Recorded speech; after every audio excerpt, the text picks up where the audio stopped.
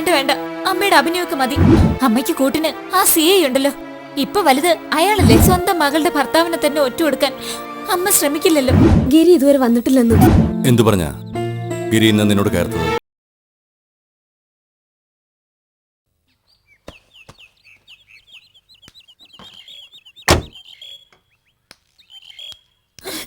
മോളെ രാധിയെ, നീ പോകരുത്. വേണ്ട വേണ്ട, അമ്മയുടെ അഭിനയൊക്കെ മതി. ഒക്കെ എനിക്ക് മനസ്സിലായി. നിനക്ക് എന്ത് മനസ്സിലായെന്ന മോളെ നീ പറയുന്നത്? ഞാൻ നിന്നോട് എന്ത് തെറ്റാ ചെയ്തത്? ചെയ്തില്ലേ? ഒരു തെറ്റും ചെയ്തില്ലേ? വെറുതെ കണ്ണടച്ചിരുട്ടാക്കാൻ നോക്കരുതമ്മേ. മതിയായി, എനിക്കെല്ലാം മതിയായി. ഇനി ഇവിടെ നിന്നാൽ രേണുകയെ പോലെ എനിക്ക് ഒരിടം ഇല്ലാതാവും. അതുകൊണ്ട് ഞാൻ പോവാ. രാധിയെ മോളെ, നീയും കൂടി പോയാ പിന്നെ ഈ അമ്മയ്ക്ക് വേറെ ആരാടി ഉള്ളത്? അമ്മയ്ക്ക് കൂട്ടിന് ആ സിഐ ഉണ്ടല്ലോ, ഇപ്പൊ വലുത് അയാളല്ലേ. അയാളോട് പറ ഇവിടെ ഒന്ന് കൂട്ടിയിരിക്കാൻ. രാധിയെ, ഇല്ലെങ്കിൽ പിന്നെ സ്വന്തം മകളുടെ ഭർത്താവിനെ തന്നെ ഒറ്റ കൊടുക്കാൻ അമ്മ ശ്രമിക്കില്ലല്ലോ. ഈ ഞാൻ അമ്മയ്ക്ക് ആരും അല്ല എന്നുള്ളതിന് ഇതിൽ കൂടുതൽ എന്ത് തെളിവ് വേണോ അമ്മേ? അത് പിന്നെ രേണുകയെ പറ്റി ധനപാലം പറഞ്ഞതൊക്കെ നീയും കേട്ടതല്ലേ മോളെ? ഏതൊരമ്മയ്ക്ക് അതൊക്കെ സഹിക്കാൻ കഴിയുക? അതിനുള്ള സാഹചര്യം അമ്മ തന്നെ ഉണ്ടാക്കിയതല്ലേ. എന്തു തന്നെയാണെങ്കിലും അവൻ ഒരിക്കലും പറയാൻ പാടില്ലാത്തതല്ലേ പറഞ്ഞത്. രേണുക ചത്തുന്നൊക്കെ എന്റെ മുഖത്ത് നോക്കി വെട്ടി തുറന്ന് പറയാൻ അവൻ എങ്ങനെ? എന്ത് കാഴ്ച കാണാൻ നിക്കോടി അവിടെ? വരുന്നുണ്ടെങ്കിൽ ഒന്ന് വേഗം കെട്ടിയെടുക്കടി. അതല്ല നിന്റെ തള്ളയുടെ പൂങ്കണിനും കണ്ടുകൊണ്ട് ഇവിടെ തന്നെ നിൽക്കാനാണ് പ്ലാനെങ്കിൽ ആയിക്കോ. പക്ഷേ എന്റെ തലയും കൊണ്ട് ഞാൻ എന്റെ പോക്കിന് പോവാ. മോളെ, നീ പോകാൻ തന്നെ തീരുമാനിച്ചു? അരുത് മോളെ, ഈ അമ്മ പറയുന്നത് നീ ഒന്ന് കേക്ക്. കേട്ടിടത്തോളൊക്കെ മതിയമ്മേ. ഇതിൽ കൂടുതൽ ഇനി എന്ത് കേൾക്കാനാ? ഇനി ഞാൻ അമ്മയുടെ വാക്കും കേട്ടിവിടെ നിന്നാൽ എനിക്കൊരു വിധവയായി ജീവിക്കേണ്ടി വരും. അമ്മയെ പോലെ ഭർത്താവ് ജീവിച്ചിരിക്കുന്ന വിധവ. രാധിയെ, പൊയ്ക്കോ, എല്ലാരും പൊയ്ക്കോ. എന്നെ ഇവിടെ വിട്ടിട്ട് എല്ലാരും പൊയ്ക്കോ. എനിക്ക് മാത്രമല്ലേ ഒരു പോക്കടവും ഇല്ലാത്തത്. ഞാനിവിടെ തന്നെ കഴിഞ്ഞോളാം. ഒരാറടി മണ്ണിന്റെ അവകാശം കൂടി എനിക്കിവിടെ ഉണ്ടല്ലോ, അതും കൂടി കഴിഞ്ഞോട്ടെ. അത്രയ്ക്ക് തന്നെയാണ് നീ വരണ്ടടി. എനിക്കതിൽ യാതൊരു ബുദ്ധിമുട്ടില്ല. നീ ഈ തള്ളയുടെ കൂടെ ഇവിടെ തന്നെ പുറത്തോ. എന്നിട്ട് ഇവരുടെ പിണ്ടവും വെച്ച് സൗകര്യം ഉണ്ടെങ്കിൽ ഒന്ന് വിളിച്ചു പറഞ്ഞാൽ മതി, ഞാൻ വന്നോളാം. അല്ലാതെ അതിന് മുന്നേ വിളിച്ചേക്കരുത്. ധനപാല, എന്നോട് ക്ഷമിക്കണം. അറിയാതെ ഞാൻ വല്ല തെറ്റും ചെയ്തു പോയിട്ടുണ്ടെങ്കിൽ ഈ അമ്മയ്ക്ക് മാപ്പ് തരണം. ഞാൻ നിന്റെ കാല് പിടിക്കാൻ മോനെ. നിങ്ങൾ പോവരുത്. കൊള്ളാം കൊള്ളാം, അസലായിട്ടുണ്ട് പെർഫോമൻസ്. വല്ല സിനിമയിൽ അഭിനയിക്കാൻ നോക്ക്, ഉർവശിപ്പെട്ട ഉറപ്പാ. തള്ളേ, ഇനിയും നിങ്ങൾ എൻ്റെ അടുത്ത് നാടകം കളിക്കാൻ നോക്കരുത്. നിങ്ങളുടെ ഉള്ളിലിപ്പോൾ എനിക്ക് നല്ലോണം അറിയാം. കരഞ്ഞ് കാൽ പിടിച്ച് വീണ്ടും എന്നെ ഇവിടെ നിർത്തിയിട്ട് പിടിച്ച് പോലീസിൽ ഏൽപ്പിക്കാനല്ലേ? അതങ്ങ് മനസ്സിൽ വെച്ചാൽ മതി.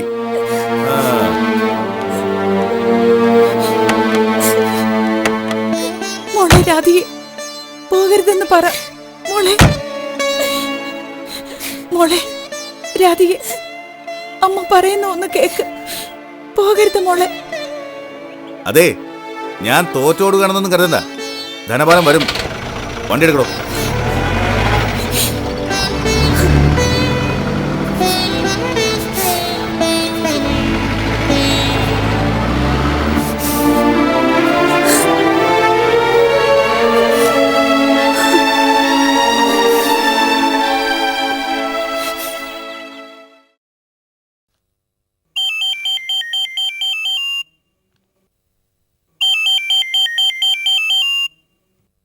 ആ തോമസേ, ആ ഞാനിത് റെഫർ ചെയ്തുകൊണ്ടിരിക്കുക. സിറ്റിംഗ് 16ന്. ആ ആയിക്കോട്ടെ ആയിക്കോട്ടെ, പ്രോബ്ലം ഒന്നുമില്ല, പേടിക്കേണ്ട കാര്യമില്ല. ആ ശരി.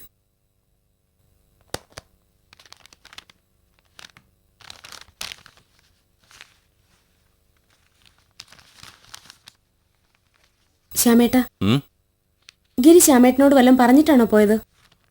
എന്തു പറയാൻ? ശ്യാമേട്ടനോ ഒന്ന് മടക്കി വെക്ക്. എന്താ കാര്യം? ഗിരി ഇതുവരെ വന്നിട്ടില്ലെന്ന്.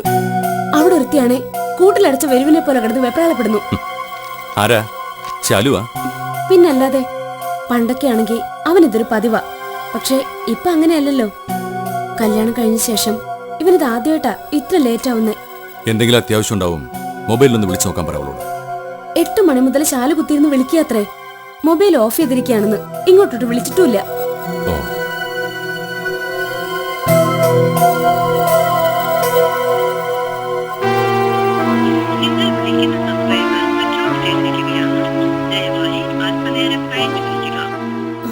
സ്വിച്ച് ഓഫ് ആണ് ശ്യാമേട്ടാ. ശാലു ഇപ്പോഴും ട്രൈ ചെയ്തതല്ലേ.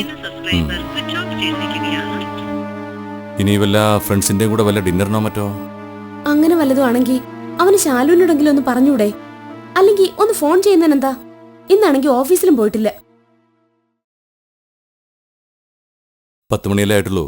അവനിപ്പിങ്ങി വരും, ധൈര്യമായിട്ടിരിക്കെ. ശ്യാമേട്ടനൊന്ന് എഴുന്നേറ്റ് അങ്ങോട്ട് ചെല്ല്. ശാലു ആകെ ടെൻഷനില്ല. ചെന്ന് എന്തെങ്കിലും ഒന്ന് പറ.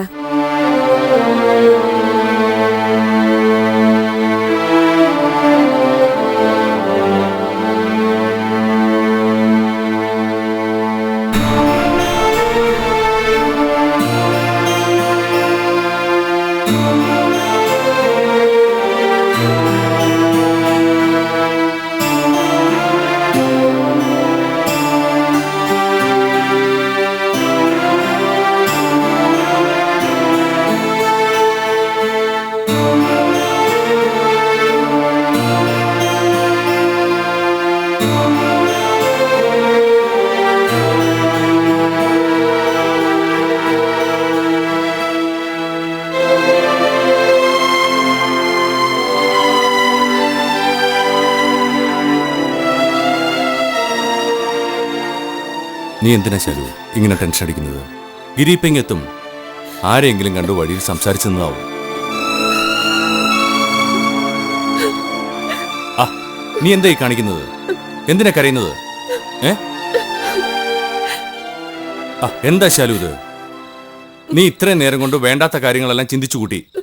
ഈ സ്ഥിതിക്ക് അവനെ ഒരു ദിവസം കാണാതിരുന്ന എന്താവും നിന്റെ അവസ്ഥ?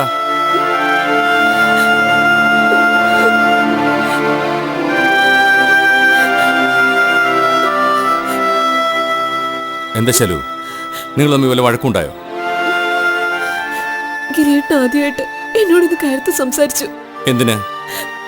ഗിരിക്ക് ഇഷ്ടപ്പെടാത്ത എന്തെങ്കിലും കാര്യങ്ങൾ നീ ചെയ്തിട്ടുണ്ടാവും. പണ്ട് എന്നെ ചുണ്ടുപിടിപ്പിക്കാൻ നീ ശ്രമിച്ചിരുന്നത് പോലെ. ഇല്ല, ഞാൻ അങ്ങനെയൊന്നും ചെയ്തിട്ടില്ല. പിന്നെ നിന്നെ എനിക്ക് അറിഞ്ഞുകൂടെ ശാലു? നീയല്ലേ പാർട്ടി. ഈ ഏട്ടനെ പോലെ എല്ലാവരും നീ കരുതിയോ? ദാ നോക്കിയേ, നീ ഇപ്പൊ പഴയ ശാലിനിയല്ല, മറ്റൊരാളുടെ ഭാര്യയാണ്. അത് ഓർമ്മ വേണം. അതൊന്നുമല്ല ഏട്ടാ. പിന്നെ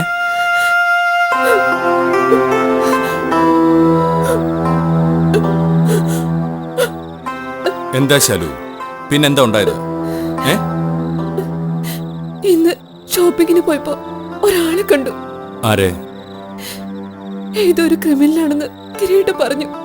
എന്നിട്ട് അയാളെ കണ്ടയുടൻ ഗിരിയേട്ടൻ എന്നെ പിടിച്ചോണ്ട് ഓടി. അയാളെ ഞങ്ങൾ ഫോളോ ചെയ്യുന്നുണ്ടായിരുന്നു. എന്നിട്ട് അയാൾ എങ്ങോട്ടാ പോയത്? അറിയില്ല. കുറെ കഴിഞ്ഞപ്പോ അയാളെ കാണാതായി. മുമ്പ് മദ്രാസിൽ വെച്ച് ഇതേ സംഭവം ഉണ്ടായിട്ടുണ്ട്. മദ്രാസി വെച്ചോ? അതിന് നിങ്ങൾ മദ്രാസിൽ പോയിരുന്നു? ഹണിമൂണിന് പോയപ്പോ മദ്രാസിൽ 2 ദിവസം സ്റ്റേ ചെയ്തിരുന്നു. അവിടെ ഗിരിയേട്ടൻ ആരെയൊക്കെ കാണാനുണ്ടെന്ന് പറഞ്ഞിരുന്നു. ആരെ? അതറിയില്ല. നിങ്ങൾ പോയ സ്ഥലങ്ങളുടെ എല്ലാം വിവരങ്ങൾ വളരെ ഡീറ്റെയിൽഡ് ആയിട്ട് എന്നെയും ഗംഗയും പറഞ്ഞു കേൾപ്പിച്ചിട്ടും അതിനിടയിലെങ്ങും നിങ്ങൾ മദ്രാസിൽ പോയ വിവരത്തിന്റെ സൂചന പോലും ഉണ്ടായിരുന്നില്ലല്ലോ. അത് ഗിരിയേട്ടൻ പറഞ്ഞിട്ടാ. മദ്രാസിൽ പോയതും ആ ക്രിമിനൽ ഫോളോ ചെയ്തതൊന്നും ആരെയും പറഞ്ഞ് ടെൻഷൻ ആക്കണ്ടെന്ന്. എന്തു പറഞ്ഞ ഗിരി ഇന്ന് നിന്നോട് കയർത്തത്? ഞാൻ ആ ക്രിമിനലിനെ കുറിച്ച് ഗിരിയേട്ടനോട് ചോദിച്ചു. അയാളും ഗിരിയേട്ടനായിട്ട് എന്താ ബന്ധമെന്ന്, അയാളെ ഗിരിയേട്ടൻ എന്തിനാ പേടിക്കുന്നതെന്ന്, അയാൾ എന്തിനാ നമ്മളെ ഫോളോ ചെയ്യുന്നെന്ന്. അപ്പോ ഗിരി എന്തു പറഞ്ഞു? മുമ്പ് ഒരിക്കലും കാണാത്ത വിധം ഗിരിയേട്ടൻ റേസായി എന്നോട് കയർത്തു. ഗിരിയേട്ട പേഴ്സണൽ കാര്യങ്ങളൊന്നും എന്നോട് ഇടപെടണമെന്ന് പറഞ്ഞു. എന്നിട്ടപ്പോ ഇറങ്ങിപ്പോയതാ ഏട്ടാ. ഇതുവരെയായിട്ട് എന്നെ ഒന്ന് വിളിച്ചത് പോലും ഇല്ല. നീ വിഷമിക്കണ്ട, അതേക്കുറിച്ച് നോർത്ത് ടെൻഷൻ ആവുക വേണ്ട. അവനിപ്പോ വരും. നീ പോയി ഈ ഭക്ഷണം എടുത്തു വയ്ക്കേ. ചെല്ല.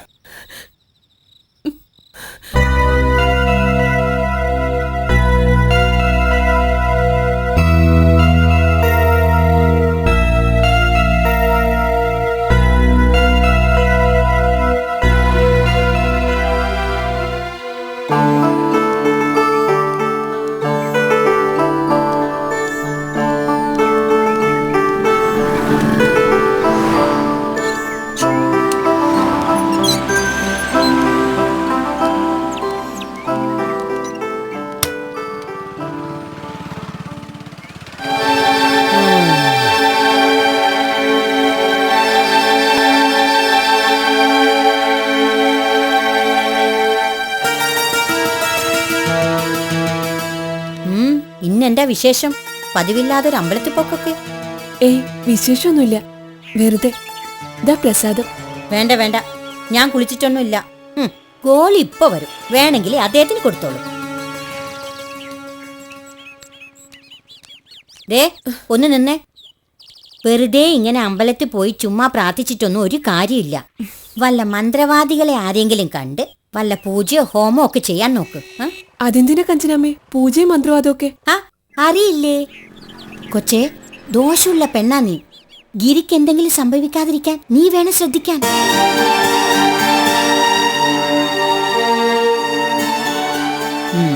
നിന്റെ നല്ലതിനു വേണ്ടിയാ ഞാനീ പറഞ്ഞത്. 3 ചെക്കന്മാര് ചത്തുപോയതല്ലേ?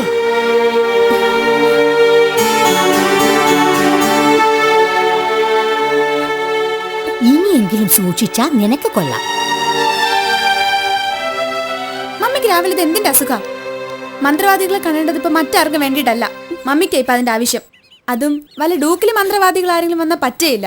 സാക്ഷാൽ കടമറ്റത്ത് കത്തനാര് തന്നെ വരേണ്ടി വരും. എങ്കിലേ മമ്മിയുടെ ഈ ബാധ ഒഴിയൂ. അതേടി, ഉള്ളത് പറയുന്നവരെപ്പോഴും കൊള്ളരുതാത്തവരാണല്ലോ. ഞാൻ നല്ലത് വരാൻ വേണ്ടിട്ട് ഓരോന്ന് പറഞ്ഞു തരുന്നത്. അത് കേൾക്കാൻ ഇഷ്ടമില്ലെങ്കിൽ വേണ്ട, അനുഭവിച്ചോ. മമ്മിയുടെ ഈ സ്വഭാവം ഇനി നിർത്താറായില്ലേ? പാവശാലുവേച്ചി എന്തുമാത്രം വിഷമിച്ചിട്ടുണ്ടാവും. പിന്നെ ഒരു വിഷമക്കാരി. എടി പെണ്ണേ, അവിടെ നിക്ക്. ദേ, അവളെ കൂടിയുള്ള ഈ ചുറ്റിക്കളിയൊക്കെ ഒന്ന് നിർത്തിയേക്കണം. ദോഷമുള്ള പെണ്ണാവള്. വല്ല അപകടവും പറ്റിയാലേ നീ ഒരുത്തിയേ എനിക്കുള്ളൂ. ഇത് കൂടുതലൊരു അപകടം എനിക്കിനി എന്ത് വരാനാ മമ്മി? നിന്നെ ഞാൻ ഉണ്ടല്ലോ. ഓ,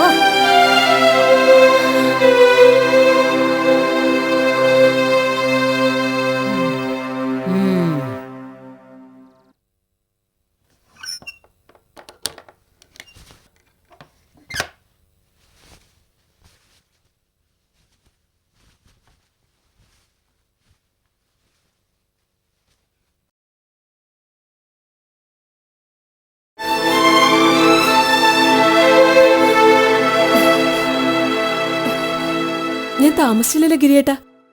ക്ഷേത്രത്തിൽ ഭയങ്കര തിരക്കായിരുന്നു. തുലാഭാരം ചോറൂണൊക്കെ ആയിട്ട് ഞങ്ങളെ തൊഴുതിട്ട് വേഗം ഇങ്ങ് പോരുമായിരുന്നു.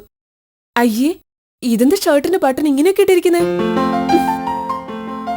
ഇപ്പോഴും കൊച്ചുകുട്ടികളെ പോലെയാ. ഒന്നിലൊരു ശ്രദ്ധയില്ല ഗിരിയേട്ടന്. നേരെയുണ്ട്.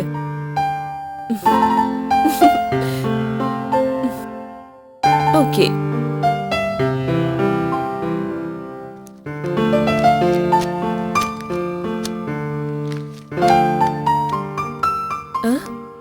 ഇന്നെന്താ എക്സിക്യൂട്ടീവ് സ്റ്റൈലൊക്കെ വേണ്ടാന്ന് വെച്ചോ? ഇനി മൗനവ്രതം കൂടി ഒന്ന് മാറ്റിയാ ഓക്കെ. ഹാവ്, സമാധാനായി. ഒന്ന് ചിരിക്കെങ്കിലും ചെയ്തല്ലോ. പിന്നെ വൈകിട്ട് നേരത്തെ എത്തുവോ? അതോ ഇന്നലത്തെ പോലെ വല്ലയിടത്തും കറങ്ങാൻ ഉദ്ദേശമുണ്ടോ? അങ്ങനെ വല്ലതുണ്ടെങ്കിൽ അറ്റ്ലീസ്റ്റ് ഒന്ന് വിളിച്ചെങ്കിലും പറയണേ ഗിരിയേട്ടാ. നേരത്തെ വരാം. പോട്ടെ. കൊച്ചേ, ദോഷമുള്ള പെണ്ണാ നീ. ഗിരിക്ക് എന്തെങ്കിലും സംഭവിക്കാതിരിക്കാൻ നീ വേണം ശ്രദ്ധിക്കാൻ. 3 ചെക്കന്മാര് ചത്തുപോയതല്ലേ? നിന്റെ നല്ലതിനു വേണ്ടിയാ ഞാനീ പറഞ്ഞത്.